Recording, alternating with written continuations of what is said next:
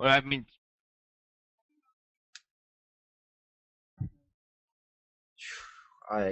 it's one of those times where you just keep looking at the clock and you're just like, wow, man.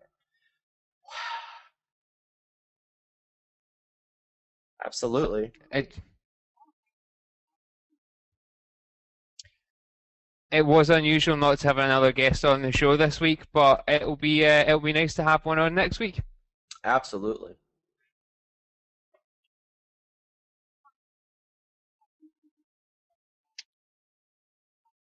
Oh yeah, and when we're not, yeah.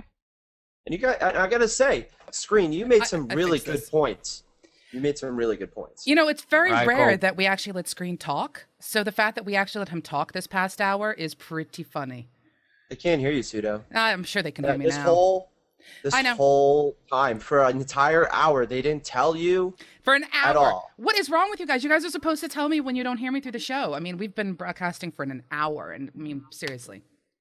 What's Well, up with frankly, that? I need to do something to get in a word in edgeways. Ugh, Ugh. right. Seriously. But yeah, I mean, I'll tell you what. I think the best part of the show was listening to poor Blank crying because he knows what he has to do once the show is over.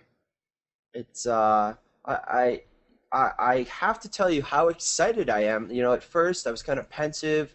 I was worried about, entering into it, and now, I'm kind of slowly getting excited. Like, it's like that first kiss, it's like going back to high school and holding that first hand. I'm really looking forward to it. You never know what you can experience if you just open your heart and your mind to new experiences. Yes, but enough about your cross-dressing. Well, did we talk about that during the show? I don't remember We that. did. We actually did discuss it, but that tends to happen on occasion. But yes, so great. We're definitely going to have to say goodbye now. But before we do that, or I should say, now that we've done that, we should also do Kumbaya. We have got to give mad props to the entire Healing Over Time. I unfortunately could not participate because I was at Res, which was really, really sucky. But you know what? You guys It was pulled your sucky? weight. It was sucky that I That's couldn't too be bad. there. It was sucky that I couldn't be a part of Healing Over Time. I did make mention to quite a few people. In fact, there was a bit of Healing Over Time streamed at the Twitch booth, which was really, really lovely. So a lot of people got to hear about Healing Over Time, even though they didn't know about it. They did by the time it was over. But, seriously, to you guys, I bow down to you. So obviously it was a wonderful 24 hours. Well, there was cake involved somewhere. Oh, I had cake. You had cake. On my 23rd and a half hour, I just sat there and ate cake. It was pretty amazing. It's actually a big part of my new initiative called Empty Calories Healthy Gamer. What you're gonna do is you eat a lot of chips, you drink a lot of soda, and you actually sit in your computer chair everywhere you go. Oh. And it helps you be healthier the more that you just stay in your chair. Like, don't exert enough effort even to really get out of your chair. Kind of slide yourself out to go to the bathroom and throw yourself in the tub for a shower. I'm telling you, you're going to start seeing results really soon. Well, you'll see changes, that's for sure. Just a few changes, only a few changes, nothing really, big or anything, right? No, or is this no. is this something that's really going to help out? I mean, it will change your life. Really? If you can, consume anything from 5 to 10,000 empty calories a day, I really recommend going to McDonald's. I hear that they have this amazing buffet of food there. Well, You just what about go. Burger King? I mean, you've got things like the triple Whopper. Does that kind of help out with the entire empty calorie Absolutely. thing? I would stay away from places like Subway and Chipotle, though, because they sneak in a lot of these like cleaner, healthier foods that they're not what you're looking for at all. They're absolutely sneaky about that stuff. I think you'll find you don't have you do not have the experience of a Scottish upbringing to bring to this. If you want the true empty calorie gamer diet, you need to come to Snickers. Scotland. where we can deep fry confectionery. We will deep fry ice cream. We will deep fry fruit. There is deep fried ice cream from the South. I remember it from some of the Spanish restaurants that I used to go to when I lived in the United States. So they do deep fry their ice cream there. Fried ice cream is amazing. Will you find a haggis pie there? A deep fried haggis pie? I didn't realize that you could make pie out of haggis. What I was kind of hoping we could do. Deep fried chicken tikka pie.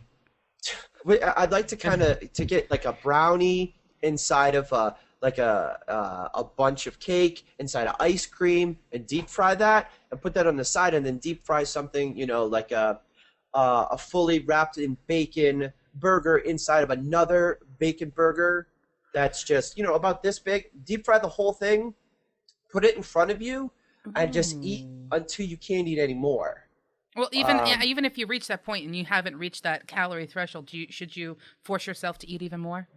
You absolutely. You should probably continue to even like lick the plate.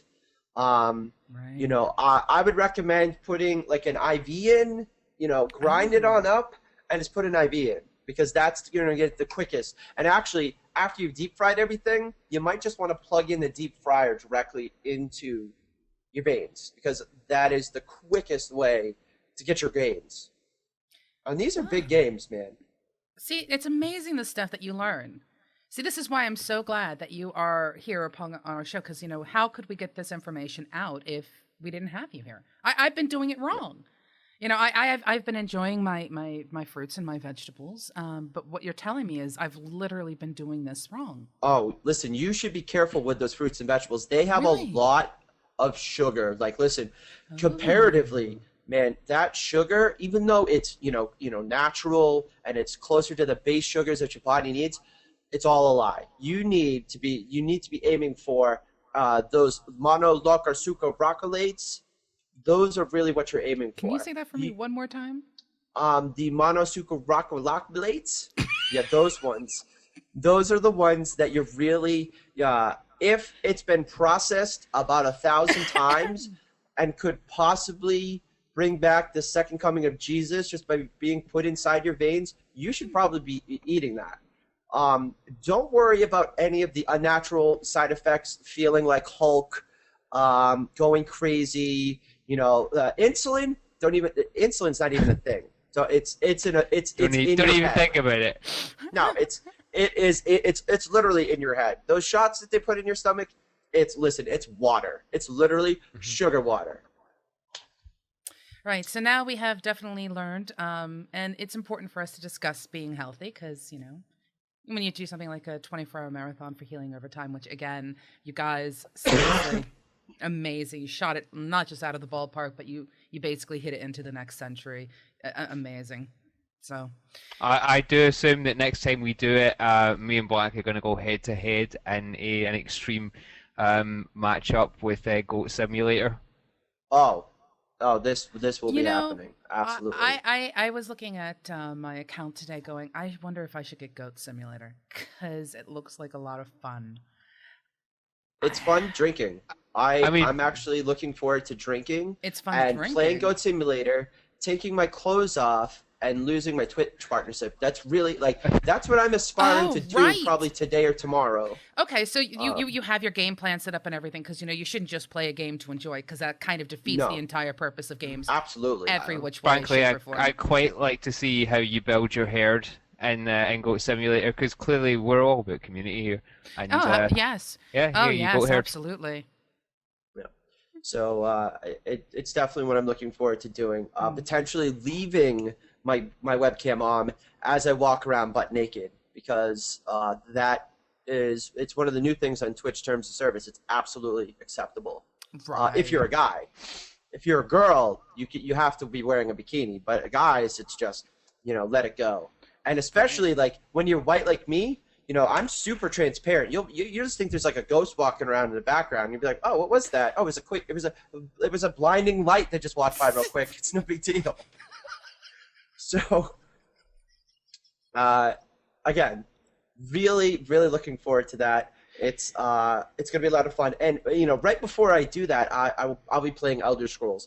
really looking forward to this. Like, I've heard that the combat is just so immersive. I've heard that the story, it takes hardcore players and turns them into role players. That's how intense this game is. There's actually a support group I'm going to have to talk to later, because the transition is so fast that you lose your whole personal gaming identity.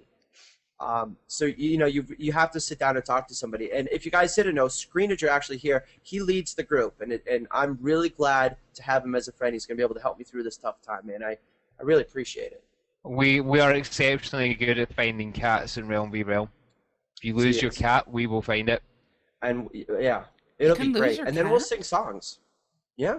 You can lose your cat. Wow. Now that just totally changes everything for me. I don't want to lose my cat, but you'll help me find it if I lose it. I will sing songs of your cat while we look for it. Really? Yep. Preferably right in the middle of a large 200 versus 200 person battle over a contested keep. While everyone's fighting, we're like, excuse me, excuse me, excuse me. Has anybody seen the cat? Listen, you guys need to stop looking for a little pussycat. Can everybody just take a second and lift up your feet and look? Just look. Oh, I hope it doesn't get trampled. That would be sad. That would be very sad. I'm not even sure. Like, I might. It's just the thought of that little pussycat getting run over. I think we have some more work, man. We may have to take a quick break in order to get ourselves back on track, because that's really, really sad. That's very depressing. But yeah. So no matter what, I will sing songs to the glorious cat, whether we find it or don't. Whether it's a cat or a Klingon. To cat heaven, wherever cats go. They go over the rainbow. They go over a rainbow. It's a very pretty rainbow. They go over it. I had it on good authority. They went to Stovacor, but anyway. The cat went over the rainbow. See, I'm working on it right now, sweetie. It's gonna be okay. I'm so pleased. I'm gonna take my +5 sword of cat finding. It's a special one. I leave at home. Right. We will find your cat. I promise. I've got to get a cat first. I kind of need a cat, right? Whoa, pussycat. Whoa, whoa, whoa. Right. So, having gone through Kumbaya, we've done a little bit of the Trailblazers, because you guys have been able to speak about the amazingness of finding cats and SO. Now, what we're going to have to really make certain we answer is a question for our Campfire stories. Oh, yeah. Yeah, I mean, we've had someone write into us, Nexus Elite. Hi. Although, since it's backwards, bye. Anyway. Bye. Bye. Bye. So, with the Campfire stories, we need to make certain that we're very clear about what we think about cliques and guilds. And, there's always cliques and guilds. They're difficult to avoid. Human nature has people who are grouped together. But on a serious note, what do you think about cliques and guilds? And in this time, I am going to make Screen answer. Because he always answers last. Bullshit. Anyway, what do I think about cliques and guilds? I think they're a pain in the ass. That's what they are. They're nothing but a total pain in the ass from a leadership point of view, to try and manage people and encourage them to actually come out their shell and talk to other people. If you want to know how I tend to manage them, that's a whole different issue. Well, we'll get to the management part of them. I'm just curious as to what you think of them. Blank? Cliques in a guild depend on the structure. Normally, most hardcore guilds, you don't have the larger cliques that become you get toxic issues. You normally have the higher DPSers, or what I would call the elites, who stand out, who can kind of get trash talky, but that's social hierarchy anyways. The problem that really happens with cliques that I really hope we discuss is in bigger communities that are multi-game and dealing with people that hide in a channel by themselves, or they don't come into your team speak because they're hanging out on Skype because, for whatever reasons. You have to break down those barriers. You got to break down those walls, and you have to sometimes give people the social tools to not to break out of that. In some of the communities I've been a part of, it's very difficult because some people are unwilling to change and grow, and there's nothing you can do about that. So Well, there's a very fine line between cliques and social hierarchy, though, and it can be easy to mistake one for the other. Social hierarchy is something that exists naturally and forms naturally, and that's fine. People will know each other for a long time, will play together, especially when you encourage things like arena grouping, for example, within an MMO environment, and these people will naturally spend more time playing together. Where you would establish it as a clique within the arena we're talking is more when it becomes problematic to integration within a larger guild or community environment. Well, see, I'd like to define it real quick. Clique is a small group of people with shared interests who spend time together. The key point is this: do not readily allow others to join them. They're not just a group, like Screen was saying. It's not just a group of arena buddies. Because I've been in a group of like hardcore gladiators, but we still hung out with people who did BGs. We still hung out with other folks. Those that are in a tight group or any sort of group that do not allow or aren't friendly or open to others coming in, that's when you have a problem. So yeah, sorry. I think that's a viable way to start. I mean, you have to understand what a clique is, and I am actually surprised. There's quite a few people who I've spoken to over the past couple of years who didn't even know what a clique was. If you defined it, they go, "Oh yeah, I've seen that," but they've never actually heard the term clique itself. One of the things I do want to point out, Silverhope444 says that cliques are made because people are scared to meet new people. I don't think that's always the case.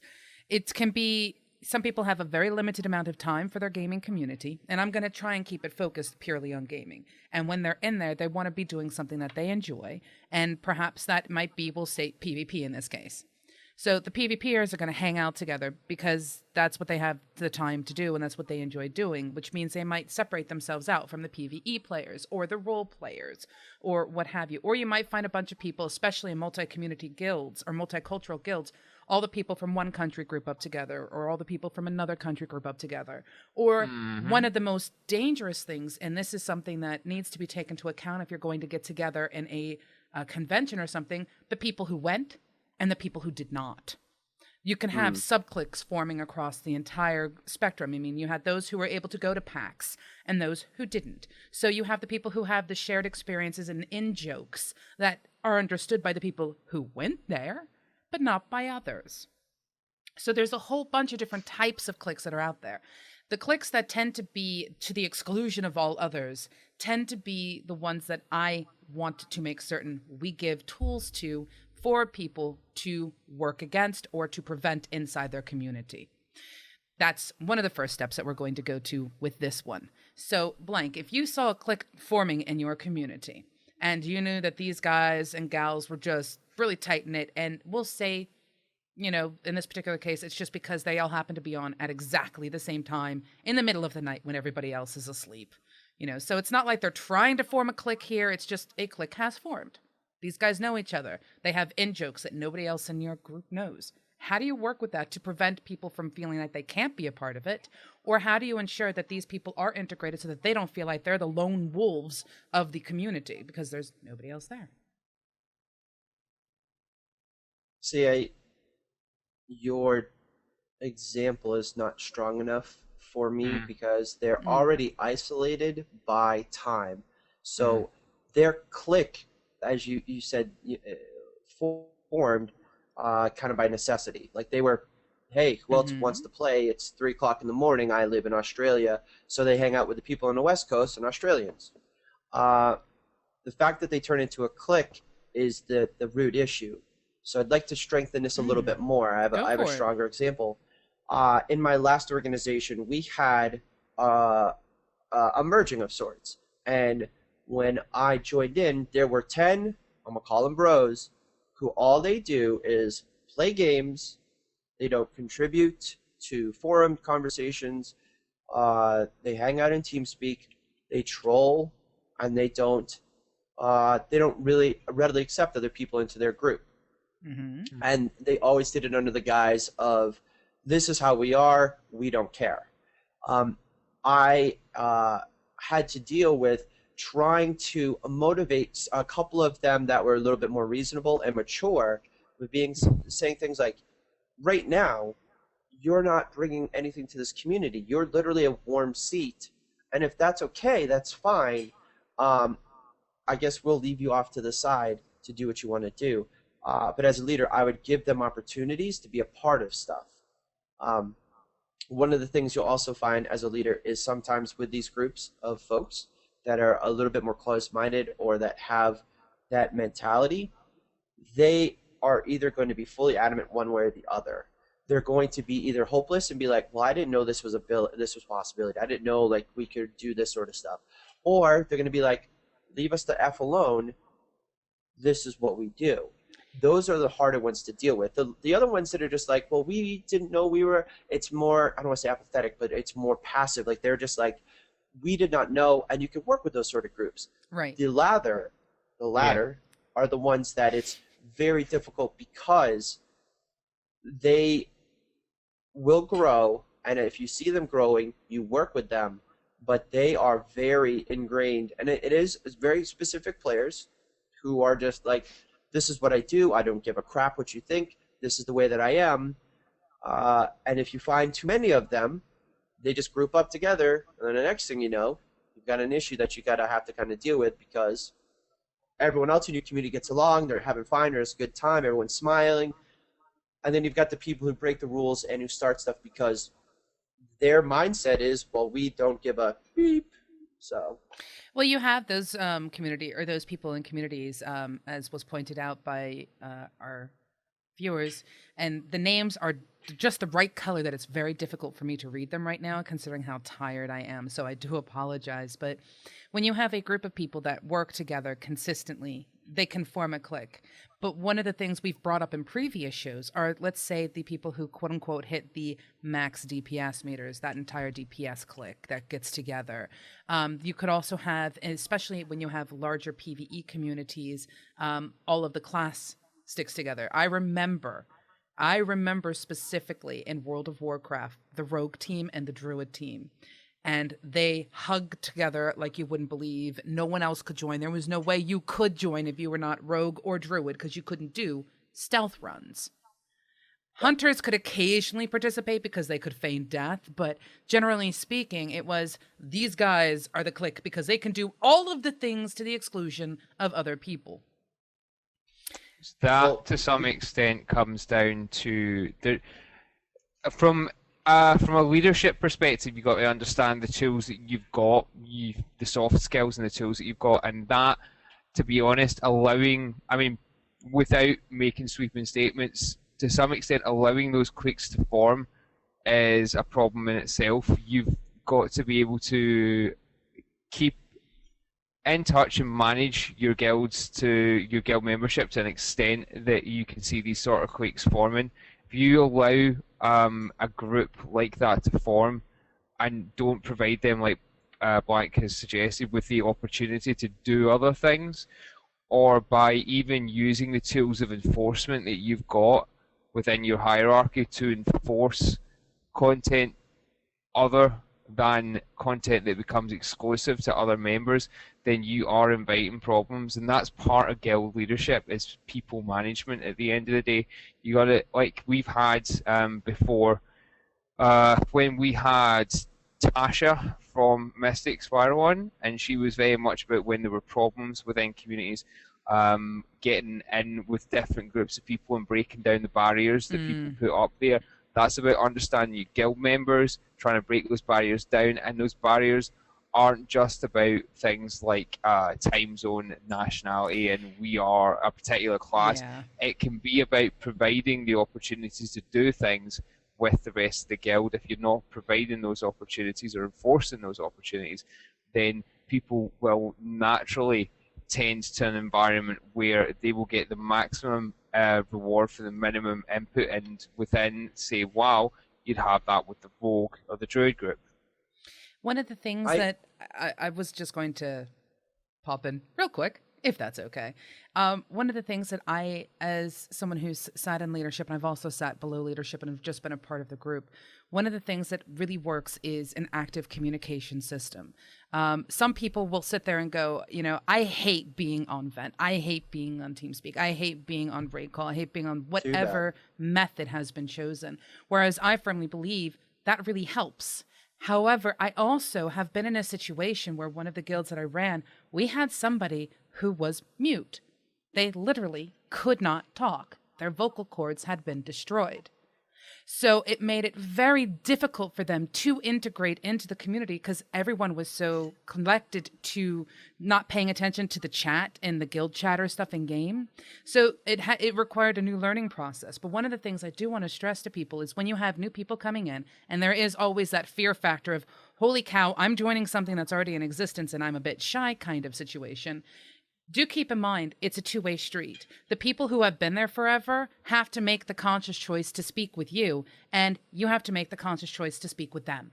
And people have to be able to, if an in-joke occurs that nobody is familiar with, take the time to explain it. Let them in on the in-joke. They may not have been there, but if they know the preface to which something has occurred, it can help bond and bring some kind of closeness to the group that's present as well. Go ahead, Blank. To the mute thing, I've been in an organization where we had somebody who, same sort of a deal, childhood, something or other, wasn't able to talk. The only thing we really had to deal with was just big open doors. Like, she understood that, you know, some of the leadership and some of the people doing PvP weren't going to be able to read chat. They just, you know, until something was over. So she had to be understanding that there were certain times where people were not going to be able to watch for her communication. But then on the flip side, we also made sure that when we weren't in, that if there was anything to respond to, that we did. Silver put something in chat. One of the main cliques I see in MMOs is players who level first and group together at the start. It's hard to get that click once more people reach said level. In a good organization, and I've been in a bunch of really awesome groups, whether they're hardcore or not, a good group will, like for WildStar, I'm going to push to level up as fast as possible. Weirdo. And then run to do content as quickly as possible to gear up. But I also know that you want to help others, you know, as you go along. So I like to break that barrier down by like, hey, on Sunday, you know, we're going to go back and we're going to help people level through this area. Or we're going to help them through this dungeon, or we're going to help them on their first veteran. And the best part is it actually helps your whole group because you might get a drop you need. You might be getting reputation or other stuff that you may not get.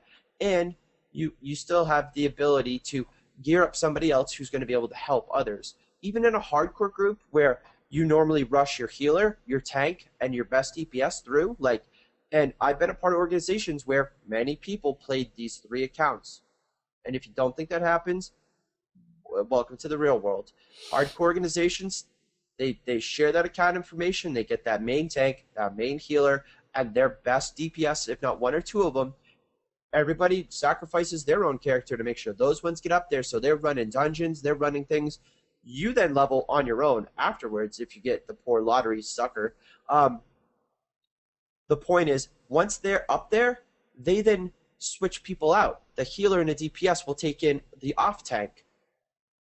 The tank and the healer will bring in 3 fresh brand new DPSs. That is how it should work. So that's how you break down that barrier, because a lot of people will see that and they're like, oh, that sucks. You know, all these people got up there and then they don't hang out, they don't do stuff with other people. That's BS. That's on the leadership. And that's on your members to make sure, not like your weakest link, but to go back and help people because it helps everybody. Whether you're a hardcore guild and it's in function, you have to do it, or you're a community. Yeah, see, I completely agree. I think a big onus sits on everybody's shoulders, but in particular the leadership shoulders. If you allow cliques to form and you don't necessarily try to break them, because human nature, we are going to naturally be pulled to people who are similar to us in some respects. But if you allow people to just sit there forever in their own channel and never communicate with the rest of the guild, that's actually very detrimental. And if you understand that you have communities forming or cliques forming within your community, remind people we're a community and it should be built into the structure. This is one of the reasons why in every show we've ever done, we stress know your structure, know what you want your goals to be, make certain everybody is on the same page. Because I can tell you, there are going to be guilds out there where their success is based on the fact that they don't care about the other people. It is about being the hardest of the hardcore for their what their goal is. And their goal may not be PvE, it might just be leveling. They may be a pure alt guild and they don't care who you are as long as they have 10 of every single class all at max level and they are happy and content however you want to. That's their goal. It works for them, so be it. But if you have cliques forming, the leadership should be sitting there going, hey, what you guys doing? Can we help? Let's have other people join. Or why don't you come help us over here? There should be something built in that reminds people that there's not just 2 people in the guild, not just 4 people in the community, but even more. And that Read what Masters put in chat. You'll like it. Mass Baboon? Yep. Mass Baboon says a lot of time cliques are formed by the person or people who feel excluded, not by the people perceived to be in it. And I agree. I have seen that occur. It is a two-way street. You know, when you come into a community, it is not just about you finding a home or you filling up numbers for somebody, but it's a two-way street. The guild needs to be willing, or the community needs to be willing to interact with you. You need to be willing to interact with them. And cliques can be formed through exclusion. And we did have a Campfire story about that not too long ago, about how the guild was split into multiple groups because everyone had their own idea of what was going on. And in that kind of situation, you're looking at multiple guilds probably forming and splitting off. But, you know. No, there was the baddies and there were the goodies. I remember that. There were the. That's right. We are terrible at this game, and we don't have any shoulders. We don't carry our weight. I made you role play. There were the one who do, and that happens. Like it does. I'm sure everybody here at some point has been a part of that. I know for me as a hardcore gamer, that's why I identified what Mass said. Literally being like, I'm putting this effort in, I'm working my butt off, look at what I've done, I theory crafted, I've got a spreadsheet, I've done this, I'm where I'm at because of the work I've done, and then other people are like, blah, blah, blah. I'm like, well, I don't want to do crap with you. Again, this is, I've grown a lot out of that mentality, but back in my hardcore days, that was exactly how I felt. Like, I don't really care. I'm doing my deal, whatever. So. Well, see, that's the thing. Go ahead, Screen. Go on. I was just going to say, to somewhat underline what Blank has said about bringing people into doing stuff. A lot of what goes on with stopping cliques from forming outside of communication comes down to management of content. I think Robot's quickly glanced over it, but the whole thing about guild events, understand what kind of guild content you're going to run. So, for example. You've got and to some extent it comes down to management how you're going to build a guild as well. So not to waffle on too much, but say for example in something like WildStar you have in-game 40-man raids. So are you going to build a guild that's going to end up with, you're going to aim for 60 in-game raiders and you are going to have to pick 40 of them and exclude 20 of them? Or do you reasonably expect by end game that 20 is going to be some flex? Or you need to know how these people you bring in together are going to fit to the content and what content you're going to have. Are you going to split off your guild in your 60 people, say, and a 20-man raiding teams and run 20-man content so you can bring people into that and make sure that you give people that opportunity again to do that content. And as I've said, be willing to have enforcement, because at the end of the day, if you're not willing to enforce that to some extent, the people who dig their heels in will become problematic. But jumping back to some extent to something I have wanted to jump in and say, you've got to look at who you bring in to a community as well. When you're building, when you're recruiting, how you recruit people, what people you're recruiting, and how many people you're recruiting all at once. We've covered these in previous campfires, but you've got to perceive these problems before they hit you. You've got to know if you bring in large amounts of people, how you're going to handle those large amounts of people.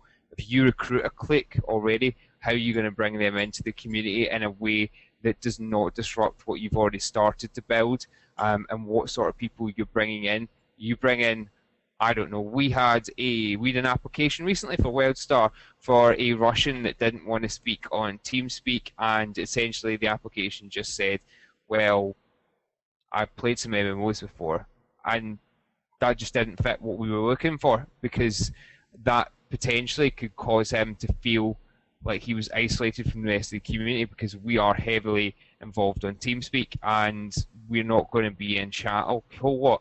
So we couldn't bring him into the guilds, we couldn't give him a trial, because at the end of the day, that was storing up problems for later. And you've got to understand these things when you're recruiting people into your community.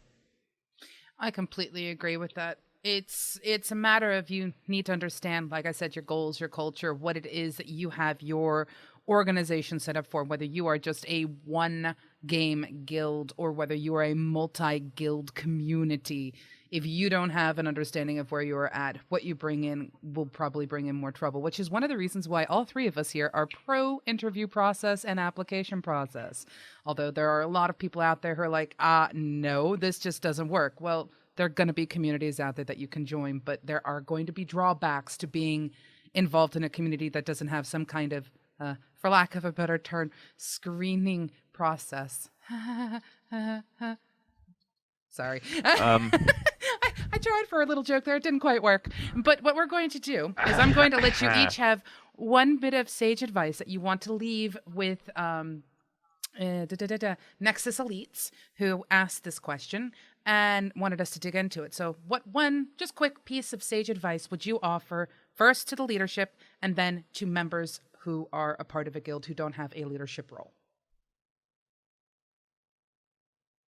Leaders, don't be a click upon yourself. Don't be the people in TeamSpeak, Mumble, Raid Call, who sit in your admin channel. You don't come out. You don't talk to people. And when you do, you sit in a channel with your boyfriend, girlfriend, and that's the community interaction you have other than your job. Too many times I've been in organizations where the recruiting manager or the community manager, whatever damn manager, sorry, you gotta bleep that out, they sit in the admin channel, they go out, they hang out with their boyfriend, girlfriend in a channel, and other than doing interviews or other than processing stuff, they don't interact with outside the confines. Don't do it. You need to be a hands-on leader. Not as hands-on as I am, but what I'm saying is you need to take the time to go into a channel and say, hey guys, I see you're playing Hearthstone. What's up? And tell me a little bit about what's going on. Be proactive, because leadership cliques are, you might think you're looking as a unified front on things, but if you're not in touch with what's going on around you, you're not as strong in your leadership as you think you are. How about you, Screen?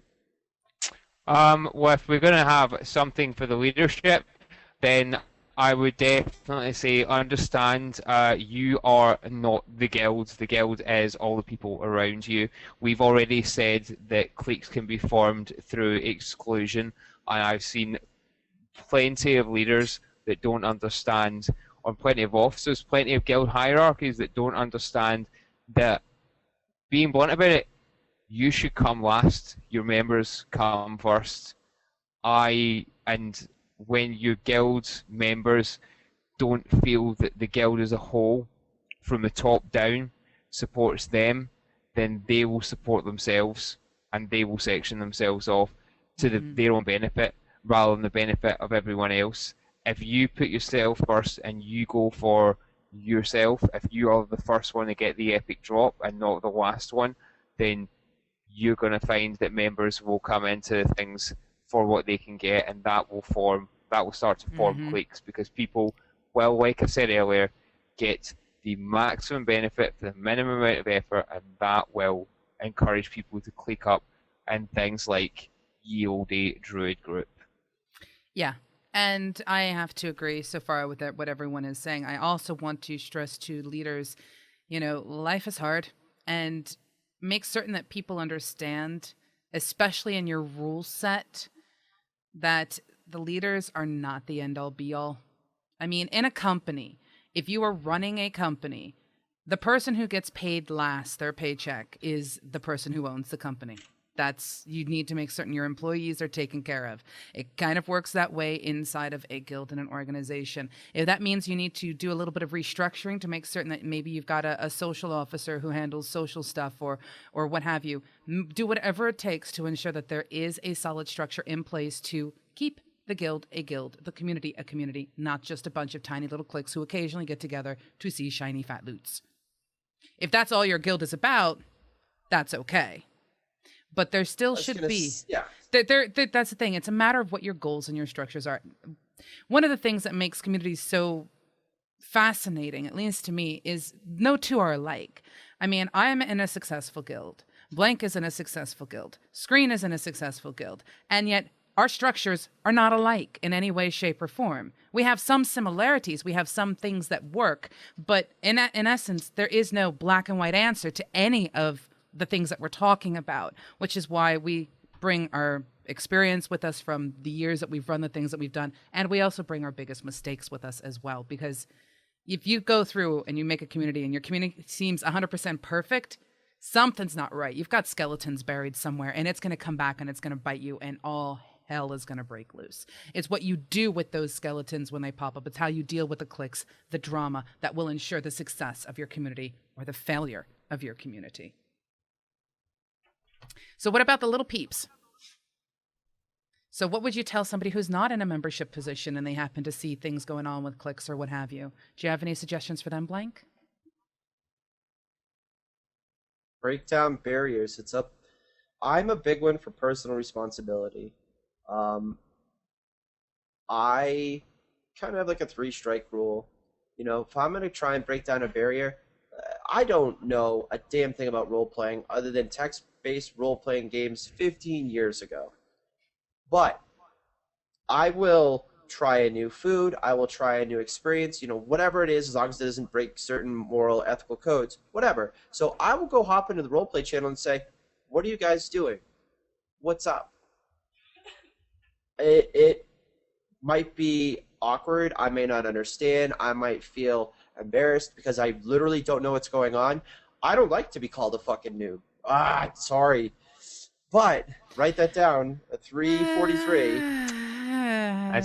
That's only 2 strikes. It's fine. You've not got your 3rd yet. I am willing to break that barrier. The same when it comes to learning about new stuff. If you're a member and you see cliques happening, be the bull in the china shop. Run on in and try to find out what makes them tick, why they do the things they do. And unless they're just atrocious, nasty people, keep giving it a go. You might find out something different. You might find something that you guys get along with. It doesn't work for a lot of people because it is very much based on my personality. But this is my recommendation for you. Be bold. Don't be afraid to fail. Give it a go. You might make a cool new friend. You might make some more new friends. And if not, you might open this clique up or this group up to accepting new people because they actually have a good interaction with you. That's good and sage advice. What about you, Screen? What about for the little peeps? The ones that actually make up the body of the guild? Say hello. You don't have to necessarily just play with someone. You don't have to run content. You don't have to play the same game as them. You don't need to know the same game type. You don't even need to be any good at the game, really, just to say hello. Talk to people about stuff outside game. At the end of the day, breaking down barriers is not about being as good or as bad or even playing the same game as someone. You can drop into a TeamSpeak. You can say hello on Mumble. You can drop it in on Guild Chat. It's the same way you break down barriers outside in the real world. So just say hello to people.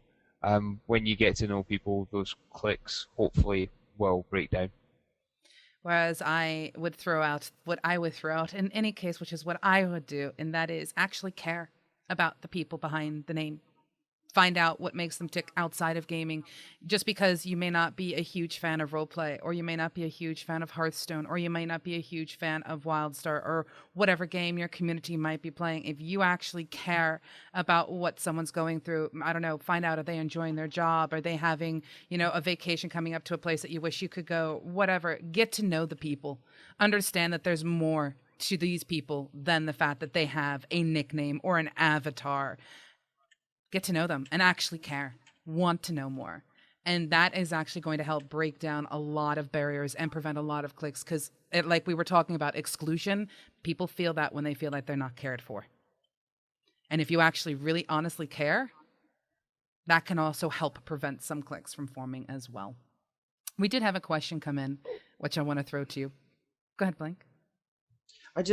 I'm having an issue with most of the subjective stuff. Like, there are still groups that have cliques that have the same objective base. Like, I've been in hardcore NA ranked guilds where I was part of a clique and I did not care to break down barrier. I didn't care if you came up and gave me a hug and showed me your boobies, and I don't care what incentive you gave me to join my clique, to come on in, because I was not beyond comfortable. It was a status thing. So the other side of this coin, I know we're giving you a lot of tools and a lot of prep for this. Please be aware that this is one of those topics where you may take all these tools, you might take all this stuff that we've said, and you may hit that, that glass ceiling that you think is glass, but it's really titanium, and you're not knocking through it. It does not matter what you do. Your group of 5 hardcore players are not going to subject themselves to a slower dungeon run because you asked them to. And it's a fine line you're going to walk, because you're like, these are the 5 best players I have. How much do I want to tick them off? So I want to caution you, if you're a viewer, please know that this is not a lot of the other stuff we talk about. We give you these really awesome tools, and then you're going to be able to build your big community house however you want. This is one of those things that there is a very hard line in the sand. No matter how you approach it, no matter what you do, you still may end up with your Johnson in your hand and peeing in the wind. There's nothing you can do about it. And this is what I've said about This is why I mentioned enforcement previously, because you have to be willing at an early stage sometimes to bring down the enforcement banhammer. It can happen. Sometimes you want to use the softer tools that we've talked about first, with breaking down barriers and such. But I mentioned enforcement for a reason, because as a guild lead, you'll need to use enforcement at times. I have actually been in a situation where the decision was, these people are absolutely amazing. They're one of the reasons why we are pushing content. And I had to say, yeah, but what they're doing, the way they're acting, is actually detrimental to the entire group. We have to make the decision. Do we want to allow people to think that it's okay to have this kind of behavior in our guild? And then if that happens to be the case, accept the fact that other people are going to do this exact same thing? Or do we want to just say, guys, we love you, go forth, multiply, have the experiences you want, do the things you want. We're just going to have to accept the fact that we're losing some of our best players, because in all honesty, it's the community and how these people are together that our goal is based on. You have to know your goals. And Blank is absolutely right. Any advice that we give you in this particular situation, it is going to have a lot of factors. There is no easy way, no easy answer to this. But if you at least have what your community is about written in stone, everyone understands it, you have your enforcement philosophies, you could pull aside those jerks, or whatever you want to call those hardcore people, and go, guys, you aren't quite fitting this bill. What's going on here? Maybe they'll tell you what's going on, and maybe they'll say the problem is X, Y, and Z. We aren't progressing fast enough, or what have you. And then you can address that issue. Or if they just feel like saying, well, we're just doing our own thing because that's the way we roll, yo. In that particular case, then you might have to make some other hardcore decisions that may hurt, but in the end, you have to ask yourself, what is going to be the best for my community? And go with it. But, Blank, I had a question for you. Yes, ma'am. I'm going to let you answer this question, and I'm going to let Screen answer this question, and then I'm going to answer this question, and then we're going to welcome everybody to the show. So, gotcha. What do you think is the best way of handling a guild divided between factions? wanting to pick a faction for a new game that's coming out. You have one group. Let's put it into context because it just makes it easier. A lot of people are familiar with WildStar that's coming out. It hasn't come out yet, so it's not like anyone can say, well, we'll just roll one side or the other and we'll do what have you. You've got people going, yes, we must be Dominion. And then you've got others going, but I really want to play Exile. How do you balance that? You have to look at your numbers. You look at your staff. You look at your officers. You look at the numbers. If you've got, 30 people, there's a lot of different ways to go about this. So let's throw some tools in your toolbox, those of you who may be new potential guild leaders. The first thing you do is you look at the numbers. You need a potential of 40 people to do stuff. That's your base metric, okay? 20-person works for smaller stuff. 40 is your max. So you base around the number 20, 40, 60-ish. You look at how many people you have, your objectives of what you want to do as an organization, and then you move forward. If you're PvP, those numbers are different because it's 40. It's much larger. 40 or close to that with your 2, 3s, 5s, and your 10s or more. So you literally look at what they want to do, how many of them there are, and how you can adjust where they're at. And if you need be, split into different faction sides. And if you've got a very loud minority who are like, we want to play Exile, you say, fine, your staff, your people, you 3 people who are complaining about it, you need to go and recruit. You need to go do some work because we have 44 people who want to play Dominion. That fits our metrics and our numbers, our base numbers. 3 to 5 of you want to do Exiles. You want to do something bigger than 5-man PvP arenas, you then need to go do work. So those are the tools I'm going to give you. Look at your numbers, balance what you want to do, move forward from there. Somebody more than likely is going to have to do work, but that's the nature of being in an organization that you have to make adjustments. You have to shoot, move, and communicate as a leader, both in the military and both as a guild leader. When the landscape changes, you got to just get on your badass surfboard of awesomeness and adjust with wherever the landscape goes. So that might mean sticking one of your officers who wants to be exiled with the 3 people who want to play Exile, and they have to go on a recruiting drive, and they have to do the interviews, and they have to do stuff. If they're willing to do it, they'll make it happen. If not, they'll play Dominion and suck it up. Screen? Yeah, Blank's pretty much got it straight on nailed on the head there. Let me add this. Let me add this to you, Screen, because the question came from Karasa1415, and this is sort of a follow-up. What about the possibility of the 2 parts becoming rivals or enemies? Let's say that they are successful. Let's say they're successful. We have your successful Dominion side. We have your successful, Exile side. Now you're all under the same kind of banner because you're all part of the same community because you're no longer just a specific guild. You're multiple guilds in one community. But now they're rivals. What happened? It rarely turns into rivalry. It's usually, it usually turns into comradeship, to be honest. People play, they have fun, but in all honesty, from a guild management perspective, and this is the first thing that comes to mind, I just go, nightmare. Just so much extra admin to do because you're not running 2 factions, you're running 2 guilds, and then you're running 2 guilds within a community structure. You're adding, like for Afterlife, where we have multiple guilds across different games, so we run a community.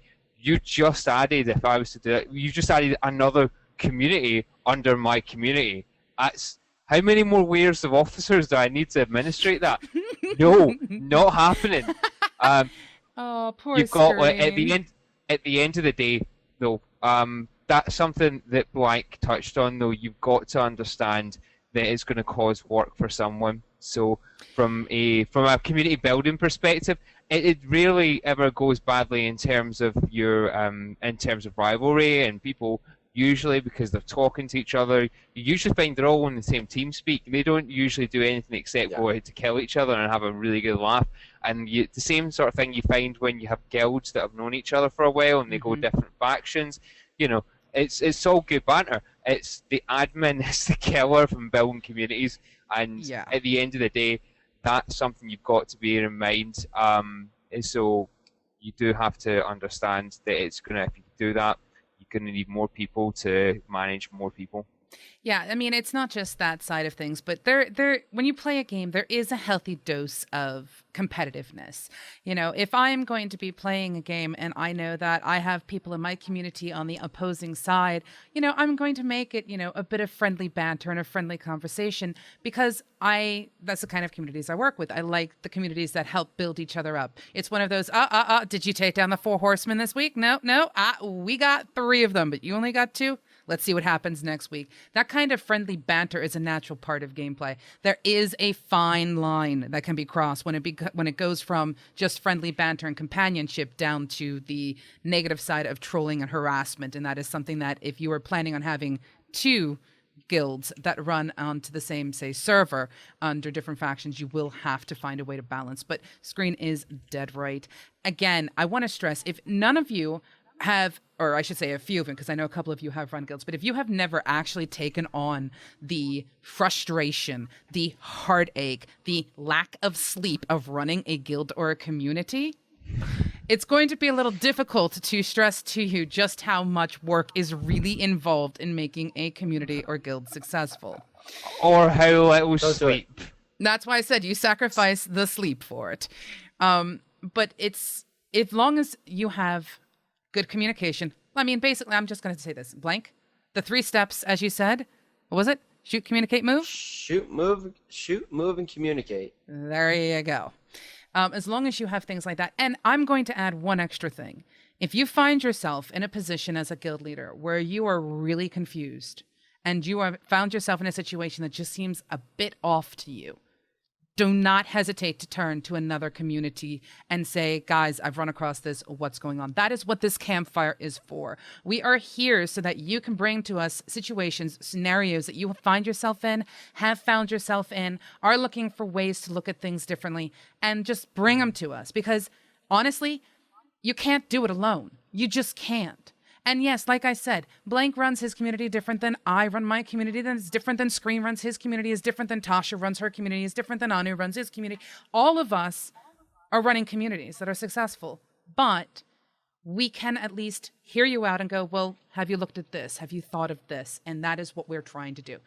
And again, remember, in the end of the day, the responsibility sets on each and every single individual one of you to make a community successful. If you find a community is lacking, ask yourself first, what am I doing? Because there's a good chance you may have just been sitting back and not letting the leadership know that something bad was coming. Or you may have just not been participating. Or you may have wanting people to do things with you. Maybe it is you, maybe it isn't. But ask yourself first. Remember, responsibility number 1 is you. Now, we have done all of those wonderful things. We have hit the campfire stories. We've done the Trailblazers. We've even done a little bit of the survival guide, although the survival guide is going to be tackled next week because the concept of cliques inside a community is such a big topic, and we've handled that. So we'll be talking about community finding as well as finding your place inside a community next week. However, it is time for the campfire. Hello. Hello, Welcome everybody. to the show, guys. Welcome to the campfire. Haven't seen you guys for a week. I know. How has your week been? Long. It's been long. The 24-hour gaming session, that was a thing, man. That was the trip. I'm surprised old man Blankspace made it through, to be honest. Listen, I got flipping willpower, sir. Let me tell when it was funny because I got the text from the chiropractor chick, and she was like, "I'm here," and I'm like, "Cool." And I sent back, I'm like, "You have 10 minutes." And her response was like, "What?" And like, so I took a break on the stream, and she set up, which was, I don't mean it to sound like this, but she set up her little table thing in the bedroom, and she's like, crack. She's like, "This is like some crazy horse. I don't know what, like, it's made for like when track horses are running and like they get a cramp, like it's made for like, it's veterinary stuff." She's like, rubbed it on my back, and then she's like, "Make sure you don't get this around your daughter, 'cause she'll have to go to the hospital," and like all this crazy stuff. I had to use a glove to put the stuff on. Like, it was this whole thing. I was determined. Listen, if you believe you could do it, you could do it. So I hammered on through. But I was expecting other people to fall asleep. That's really my favorite thing on the charity event, the 24 hours. People don't realize it. But I've seen a lot of them where people are like, ha, and they're out, dude. It's it's probably one of my favorite things to see, like when people don't realize it. And I'm weird because of like my military experience. 16 hours in, my body hits like my second wind, and I'm like, let's go. Everyone's like, what is wrong? And I'm like, my body's telling me I gotta be up. We're on our way to Baghdad or Fallujah. Let's do this. Like, I'm good till 36 hours. And everyone's like, this is awkward. I didn't take any extra drugs. I took nothing. I just, body kicks in. It's crazy. It hits me. It hits me. I've done it before, so I knew what was coming. And it hits me at about 18 hours, 20 hours, 18 to 20. It really, really screws with me. It's just kind of like, because 18 to 20 hours, what happens is everyone that I know in our community they just die. And they die, they go to bed, and they leave me on my own. So around about 16 to 20, everyone just disappears, goes to bed, and I'm on my own. And you're soloing it through at 3 a.m. It's like 2 till 6 in the morning. Those are the hard hours, because those are the hours that everyone's gone to bed. You're doing it solo, you got no one with me, and I'm just powering through for 4 hours. Once you see the 20-hour mark and you've got those last 4 hours to go, it's a breeze, because you just like go with it. Second wind comes, but the 2 till 6 a.m. is killer. It really is. It's just mind-numbingly, insanely boring, but you just power through it. And you know what? At the end of the day, when we saw those numbers tick up, it's totally worth it. Now, see, I did my own version of staying up. I unfortunately, like I said, I was at res, but it was one of those things where right before res started on Friday, we got there Thursday. If you're about to tell us about how you stayed up all night drinking, I didn't stay up all night. Not drinking. the same. I did not. I was gonna be like, no, we didn't have bacon. We were up all night drinking beers and hanging out with these people. No, that was Mispa. Mispa was hardcore drinking. No, it was really weird seeing the world turn from nighttime to daytime. How everything just sort of shifted. That was interesting. But I did that like almost every night. But you also were lucky to be sitting in chairs, might I add. Whereas, like, the rest of us were, like, walking miles and miles and miles. We had our own little struggles. But, you know. Wait. I'm supposed to feel bad for you? Let me. Hold on. You are based on your earlier comments in the show about healthy gaming, how you're supposed to stay in your chair the entire time. I'm trying to find Nobody cares. Sorry, the violin. Nobody cares. Oh, you went to a convention and had to walk around, and dude, it sounds terrible. Like, the struggle is real. Awful. The struggle is real for Josie, guys. Listen, this is hardcore. Like, we should probably start our next fundraiser so Josie's feet don't hurt the next convention she goes to. Actually, no, it wasn't my foot. My kneecap shifted out of place midway through the day. And then my other kneecap went as well. And then my hip went, but, you know, that's just due to old injuries. Did somebody ring your neck in? Is that what it was? Is that what happened? No. Wind your neck in. Wind your neck. Cultural differences, we have them. But yes, oh God, it's been so good to see you guys. I've missed you guys this past week. I really have. Got to give a hello to everyone who has shown up today. So, my goodness, mouthful. Hello, Abaddon, Aiko. Well, Blank and Screen. Hi, guys. And IRL and Balosh and Cutterell and Cat Sniper. We have a graphics with us. Awesome. Hello, Eben. Hello, Aussie Eaton. Hello, Peony. Hello, Gernicus. Hello, Jazzer. Hello, Kaz. Hello, Kurasu. Kiris. Oh, gosh, my mouth. I can't even talk. I've spent too much time talking this past week. Is your mouth full? No, Blank. Phrasing? No, That's it's what you not. said. Ah, totally you know what you said. You know what it is? I'm still tired. I'm still really, really tired. But anyway, it doesn't seem to matter. So hello to Low Post, Amanda Drizzle, and Baboon. And hello to Milladeth, Mitchell, Orange Waffles, Matt Ban, Robots Hates Me. I love that. Hello, Silver Hope, Silico, Tainted 7, Walrus, Cannon, Dist, Vegas, Zex, and Zedia Tor. So many people. Mad love to you all. But yes. Hearts to you. Thank you so much for coming to the campfire. It's been a week since we've seen you. And yeah, it's pretty much about time to start the show. You guys ready? Are we live? Yeah. Oh, we're live? Yeah. We're live. We're live. We're live. We can say hello now. Greetings, everyone. Pseudo here. Hopefully you enjoyed episode 13 of the Campfire, where we looked in depth at cliques in communities. Also, I hope you enjoyed our little April Fool's joke of actually running the show backwards. It was a little bit confusing, but we pulled it off. If you are interested in being on one of our shows, remember, we like guests, so please come on. Tell us what you want. Talk to us about the things you want to talk about in the community. You can get in touch with us at voice@MMOBuff.TV and let me know. Let's have you on the show. Also, remember, if you liked this particular episode, please click like, share, subscribe, all those goodies. And if you want to watch our previous episode, you can do so by clicking those moving heads in that big old box right above you. Toodle pip.